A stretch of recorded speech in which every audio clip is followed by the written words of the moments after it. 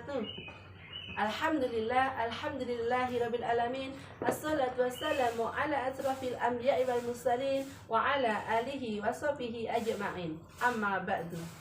Dewan juri yang dirahmati Allah Subhanahu wa taala, perkenalkan, nama saya Surani. Saya Kepala Sekolah PAUD Islam Terpadu Nurul Jannah 2 Kabupaten Boyolali.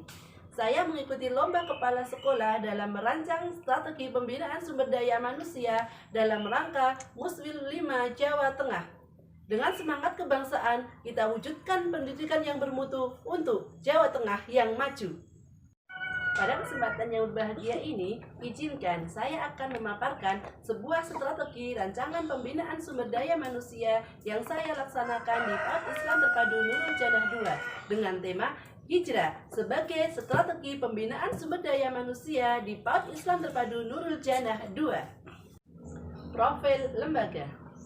Profil singkat lembaga PAUD Islam Terpadu Nurul Jannah 2 Kabupaten Boyolali, bahwa kami adalah lembaga swasta yang berdiri sejak tahun 2013 di bawah naungan Yayasan Bina Insan Sakinah Boyolali. Layanan yang ada di PAUD Islam Terpadu Nurul Jannah 2 yaitu daycare atau penitipan, kelompok bermain, dan taman kanak-kanak.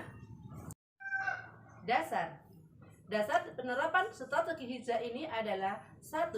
Undang-Undang Nomor 20 Tahun 2003 tentang Sistem Pendidikan Nasional. 2. Undang-Undang Nomor 78 Tahun 2003 tentang Dosen dan Guru. 3. Quran Surat Al-Hasyr ayat 18. 4. Quran Surat An-Nisa ayat 9. Pembahasan. Apa itu hijrah?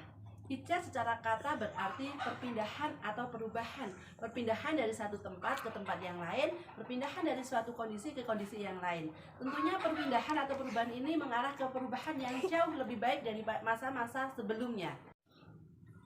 Lalu, seperti apa penerapan strategi hijrah yang akan saya laksanakan di PAUD Islam Terpadu Nurul Jannah 2? Hijrah itu berasal dari akronim dari beberapa strategi yang akan saya laksanakan di PAUD Islam Terpadu Nurul Jannah 2 sebagai pembinaan sumber daya manusia. Yang pertama adalah spiritual teaching. Yang kedua, kode etik dan SOP. Yang ketiga, evaluasi kerja dan perilaku kerja. 4. In-house training atau IHT. Yang kelima, reward dan punishment. 1. Spiritual teaching.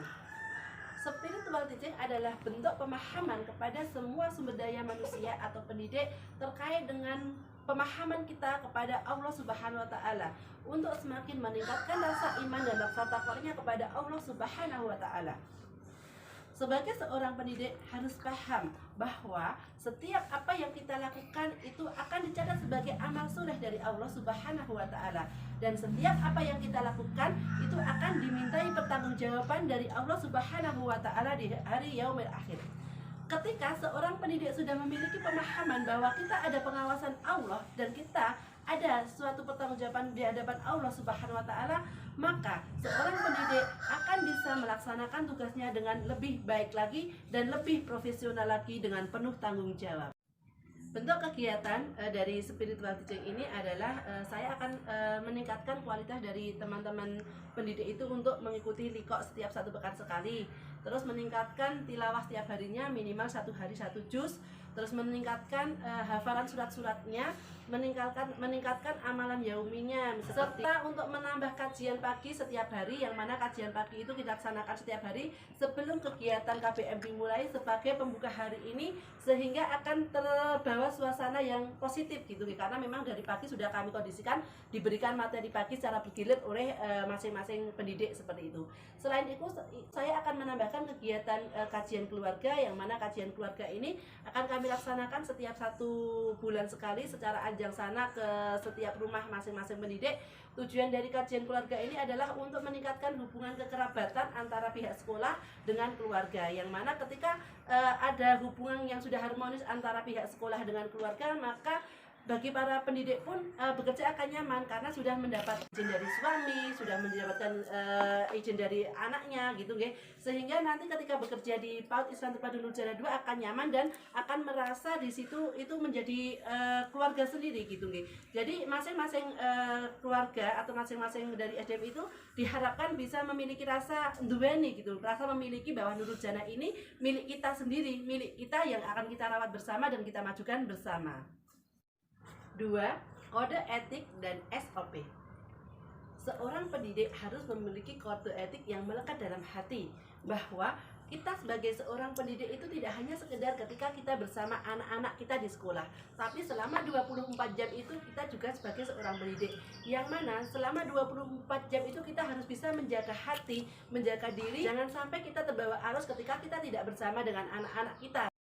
Yang mana seorang pendidik itu harus berbuat yang baik, berbuat yang bisa menjadi suri teladan untuk orang-orang di sekitar kita.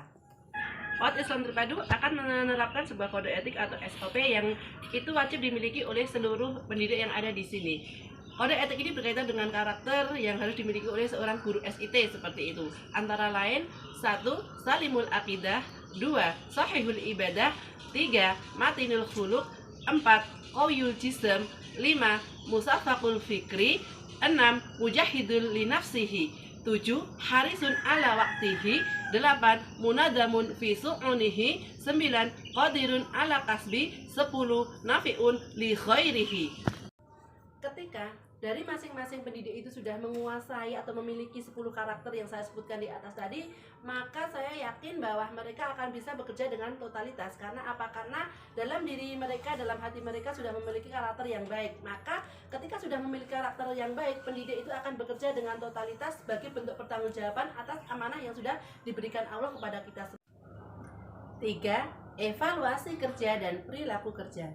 Evaluasi kerja akan saya laksanakan setiap 3 bulan sekali bersamaan dengan kegiatan supervisi di kelas. Tujuan dari kegiatan supervisi ini adalah untuk mengetahui sejauh mana tingkat kinerja dari masing-masing pendidik.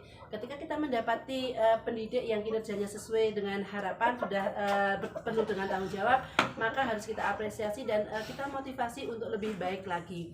Tetapi sebaliknya, jika kita mendapati seorang pendidik yang kinerjanya belum sesuai harapan, maka itu menjadi sebuah PR buat kita. Kita cari tahu alasan apa atau penyebab apa sehingga menyebabkan seorang pendidik itu bekerjanya belum sesuai dengan harapan.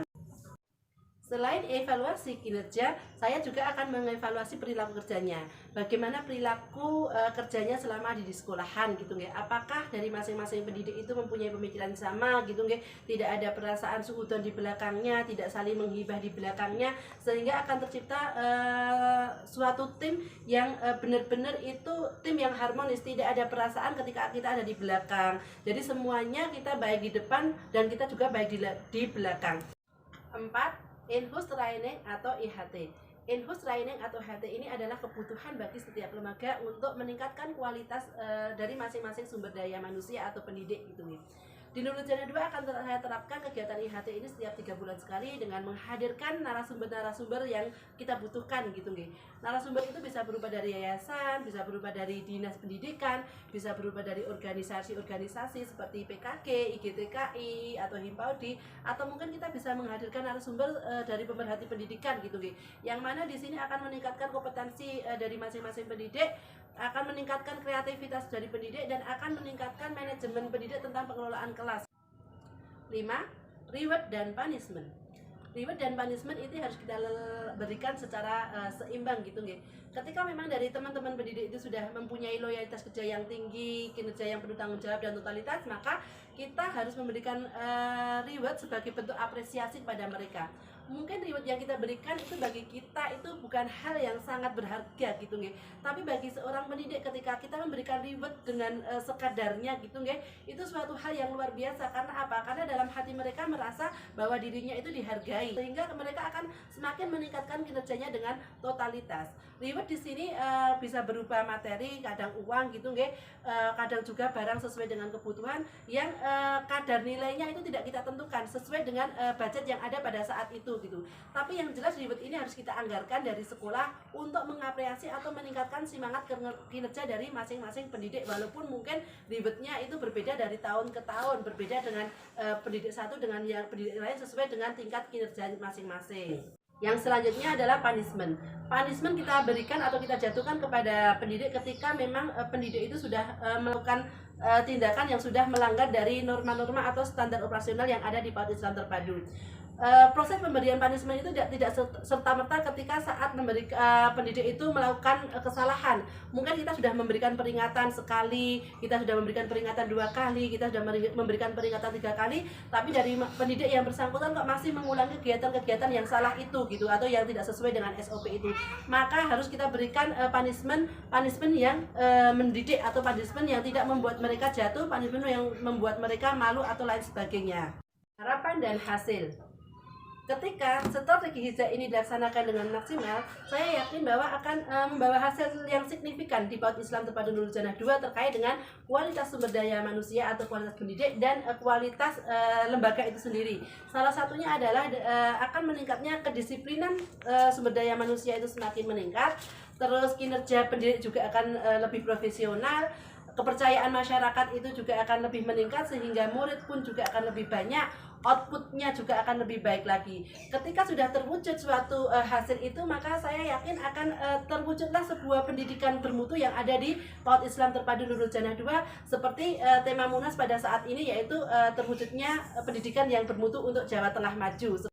Demikian tadi pemaparan dari kami terkait dengan hijrah sebagai strategi pembinaan sumber daya manusia di PAUD Islam Terpadu Nurul Jannah 2. Bila ada salahnya itu dari kebodohan salah, dan bila ada benarnya itu dari hak Allah Subhanahu wa Ta'ala. Semoga bermanfaat untuk semua. Billahi taufiq wal hidayah. Wassalamualaikum warahmatullahi wabarakatuh.